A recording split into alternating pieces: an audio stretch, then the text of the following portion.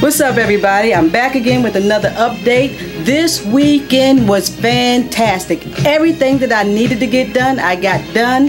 Everything that could have gone great went great.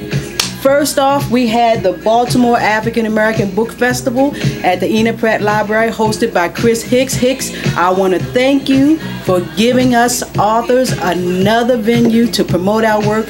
The turnout was pretty good, especially because of all the rain. I mean, the day started off really bad, kind of dreary, but it cleared up and people came out to support us. I saw Mount Zion Book Club there and a whole bunch of other people.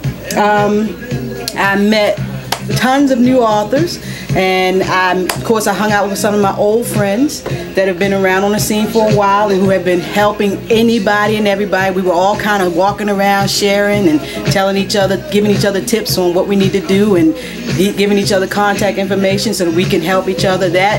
It's really great when you're able to sit around and just talk with other authors and know that you're not alone in this struggle to promote your book, because it is a struggle sometimes, but it can be great, and this weekend was great. I met Rain Pryor, who has a marvelous book, and we are probably going to do This is Baltimore 2 on, so that's going to be great. I'll keep you guys posted on that. I met Troy Johnson, and I met this guy, this new author named Mark Curtis Little. He wrote a book called After Obama, and it talks about this. It asks the question if America's ready for another black president. So it looks like it's going to be a good read. I'm going to read it. I interviewed him for the pitch, so he pitched his book. So in a couple of days, I'll have those videos up. A whole lot of authors pitched their book, so that I can put it up on Odessa Rose Presents the Pitch. And just stay tuned for that. I hung out again with Sharique Booker, Nikki Woods, Trice Hickman. All of them were there. It was a great day. I had a good time. Sunday, Michael and I went out to went out and did our interview with Matt Harris. As you know, Matt, I've been talking about him and putting pictures up about him on my Facebook page, and he's been out promoting his book even though he is blind. So we did a fantastic interview with him. It was wonderful. We started kind of doing some of the editing today so we could get it right, and I cannot wait for you all to see this show. Matt is an inspiration to anybody, whatever it is you want to do. If you're just kind of just hanging out, he's an inspiration so that you'll go and do whatever it is you want to do and just live a full life, as full a life as you can live, no matter what the challenge is. So be looking out for that.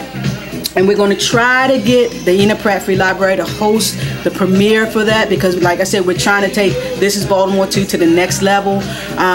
Tomorrow I will be dropping off the first show for Channel 75, the Maryland Public Access Television, Baltimore City. And I'll be dropping that video off, and I'll let you guys know when it's going to air. I am really, really excited. It's going to be the prayer walks hosted by Nick Mosby, and as soon as I know what day it's going to air, I will let you all know. And so I think that's pretty much it. I'm back editing. I'm still going to be promoting In the Mirror, of course, and but now I have to focus on Kismick's Journey.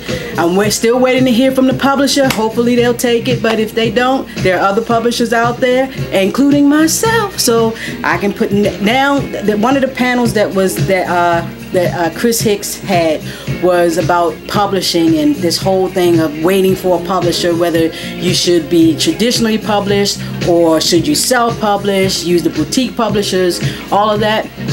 And the cool thing is, no matter which way you go, there is a way for you to go. Whereas back in the day, you either had to do a vanity press, and people were saying, oh, that's not a good press, or self-publish, and that meant you weren't legitimate because somebody didn't think your work was good enough to publish. And I just remember this author. I cannot remember his name, but I remember this story about an author who died. This person died waiting to be published. We don't have to do that anymore.